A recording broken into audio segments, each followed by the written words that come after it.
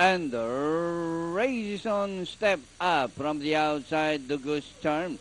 Rushing up, Wolf Run down on the inside. Pure Energy. Royal Family is running by Drell, while Typhoon Doding is running at the tail of the field. Royal Family is now the leader, followed by Wolf Run, Pure Energy.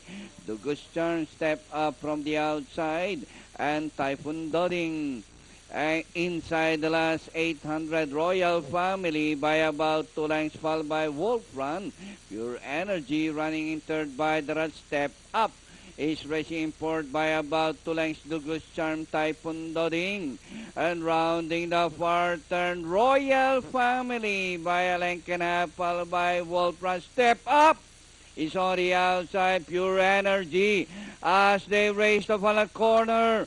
Royal Family by a length and a half. Step Up is on the outside. A Step Up, Royal Family in the center. Then on the inside is Typhoon Doding.